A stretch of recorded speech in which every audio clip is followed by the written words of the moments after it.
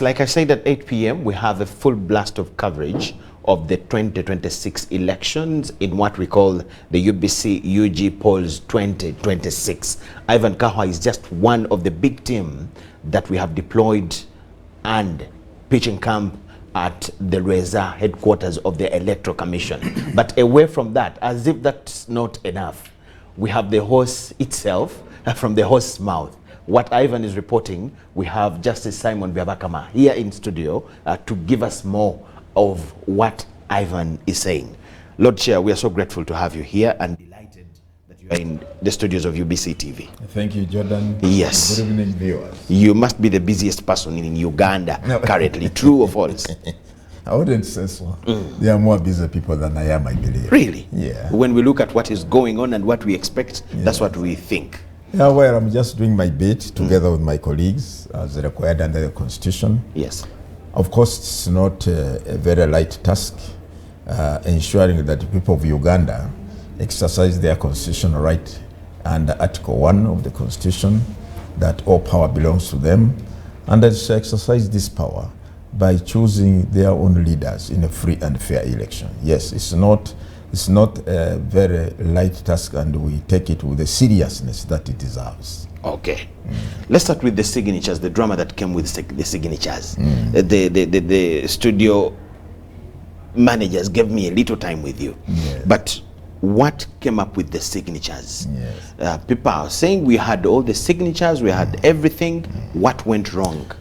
And people questioning the verification process. Yeah. Some people say, why don't they call us? We sit here and they say, this is the wrong signature, this is the right one. This one is, the name is not correct.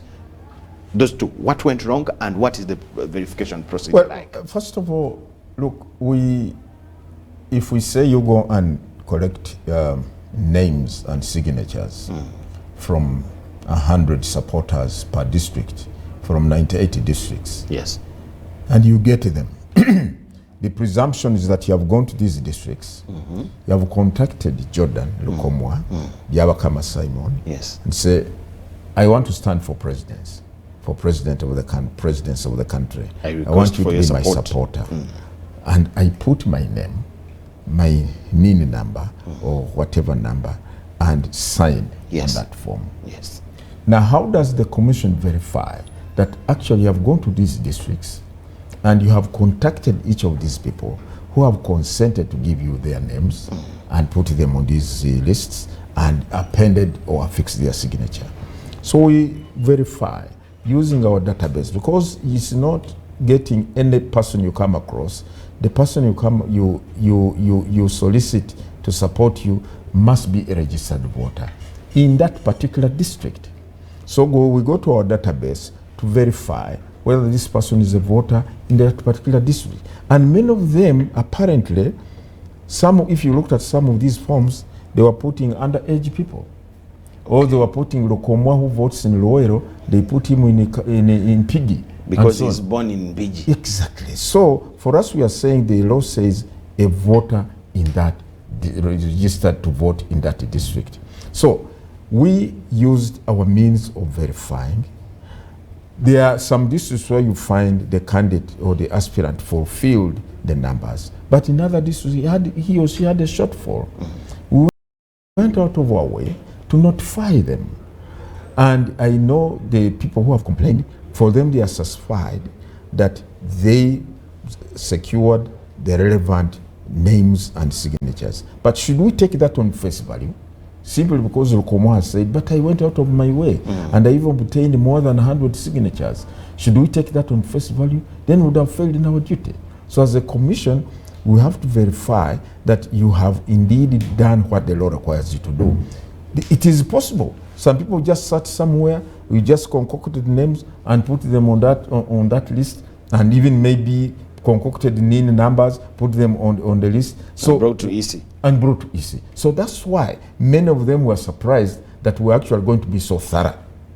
They did not expect us to be so thorough in verifying and ascertaining the credibility of the names they carried to you. On the names they carried. What kind of measure do you use to verify?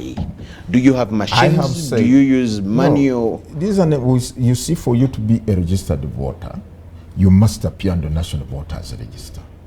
The Electoral Commission is in charge of the National Voters Register. We have the data of every registered voter in this country. Yes. For instance, for you to vote in 2026, you must be a registered voter on the register, National Voter Register. You might be on the National Citizenship Database of NIRA. When you're actually not a voter. When you're not a voter. Yes. So that's the starting point. But secondly, this time we went a notch higher. We wanted to verify, but were these people contacted? So we have had to go out of our way and establish from the field whether actually the people mentioned on the or put on this list, well, some of them expressed surprise. They said, "What? I have never been consulted about this. How did my name end up on this list?" So that's why I'm saying you are being thorough. But first forward. Is that your business as the EC? Oh, yes. If I carry names to you and they are genuine? Yes. Do you really need to know whether I contacted yes. Nakakoni? How do when you are not forged Byabakama's signature? And actually, when you look at some of those names on the list, okay, and you look at the signature, although we are not handwriting experts, but something draws your doubt on the veracity of these signatures. First of all, they look, the methodology appears the same, just someone tries to twist around. So that's why we said, okay, let's find out from Rukomwa. Did you sign here or not? We have done that. And we'll have no regrets about that, because we are carrying out our duty to ensure that indeed the names that appear on these lists are authentic, are genuine, they are genuinely obtained. The question still, why you had to get back to them late, a day or two towards nomination? Why? No. Jordan, if you look at the dates, these people, do you know even as late as 18th, people were submitting their documents, lists. They picked these documents in, we told them to pick them from 11th of August up to about 10th September. And then by 10th September, you start bringing back these lists so that we verify, so that we have sufficient time as the commission to verify these lists of supporters. Because it's a process. Mind you, some of them, you are required to bring 9,800 names from their 100 districts. Some of them were even securing more than 9,800 names. Now, you have got to go to each name in your database to verify whether this name is indeed of a registered voter in this district. So it's a process. It's a process. So for us, we are saying we have, even if in the circumstances, actually we have tried to do our level best, given the period within which some of these people submitted these lists to us. And I think so far we have received more than 30 individuals who have submitted these lists from the various districts. We have to go through them in the shortest time possible, so that they are able to be notified that you have been cleared. Now you can prepare for nomination. But I want to assure the people, there was nothing sinister in the way the commission did its work, targeting any particular individual. Not at all. There was nothing sinister. We did not go out of our way to make to ensure that this aspirant fails or this one goes through. Not at all. That's not how we do things. We treat everybody equally. And even that's why, look, if we wanted to fail people, then we wouldn't have written to them and say, look, we have gone through your list, but there are shortcomings here. Why did we do that? Okay, in the interest of time, is it you stopping processions or security? Because this time round, there are no processions. Yes. Is it you, the Electoral Commission, the owner of elections, or security? But one, the issue of anyway, why are we stopping processions this time round? For the simple reason that processions are carried out on public roads. And public roads are not the monopoly or the preserve of only candidates. The public roads, the other people, other citizens or non-citizens have the right to use these roads as they go about their various activities. Now, if you're a candidate with a motorcade of about 50 or 100 vehicles, with the crowd, 500 border riders, with the pedestrians, all them, and you are moving at snail pace, with you standing through the roof of your vehicle, waving to people, and so on, you are disrupting other road users. The electoral process is not meant to disrupt the socio-economic activities people are carrying out. People are taking their children to school. People are taking patients to hospitals and so on. People are moving their merchandise along these roads. Now, you, a candidate who wants to lead the people, you should be respectful and cognizant of the rights of other people. That, look, we should respect the rights of other people to use these roads to move where they are going to and to do whatever they are doing. Lord Chair, this is the question out there. Yeah. We have had processions every campaign. Yes. There are no people that have been complaining, Yes. and the campaigns have come and gone. Yes. Why this time round? But Jordan, look at it this way. Yes.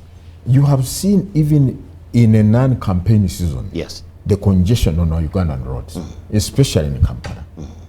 Now, if you allow a mix of campaign processions in an already congested... Our usual traffic jam. Then what next? And secondly, do you know some of these participants in these processions are not ruling? They use this opportunity to commit crimes. Maybe if they are passing by a certain shop in a crowd, they may break into someone's shop and steal the merchandise. Didn't you see recently some people were putting on yellow, or either they purported to be members of any army or whatever it is. They beat up people. They beat up people and even robbed here them Night Avenue in broad daylight because of processions. And that's why we are saying processions are not allowed. And the police have made it very categorical that please, candidates, you are not allowed processions on public roads. And we don't have any apologies over that one. Nobody is allowed to carry out processions. So it is an EC directive, not security. It is an EC directive because we are saying elections are not meant to disrupt the normal lives of other people. And secondly, even I think from the traffic management perspective, yes, they find it a challenge to have people moving in a certain direction and then you have other road users moving from the other direction. You cause a disruption, and then you even create an avenue for crime to be, offenses to be committed or crime to be committed. My producers want us out of here. Yes. So what happens from tomorrow's exercise? How is it going to be? When is it ending? Tomorrow's exercise is meant to nominate those who have fulfilled the criteria under the Presidential Elections Act. We have allotted them time when to come to the nomination venue because Whom we do you don't have want them, tomorrow and we who? don't want them to come en masse or at a go. Yes. We are starting with the Yoweri Kaguta Museveni of the NRM. First, of the NRM. Then I think later on in the day we have at midday we have Mabirizi at midday. Then at 2 we expect Kasibante. Then the following day we expect I think Nandala Mafabi, then Kyagulanyi, and so on and so forth. Those are the people who have been confirmed to qualify. But let me correct one thing. There's something doing the rounds about the date on Kyagulanyi's certificate of compliance. Exactly. Which was the document reads 19. Yeah. Look, when issued on the 22nd. It's really unfortunate. So, look, I must admit, that was... Signed by you? Yes, Yes. that was an error. Okay. In the typing of that certificate, the preparation of the certificate. I can affirm, I can swear that I signed that certificate today. Okay. I signed that certificate today. And in any case, it defeats the logic.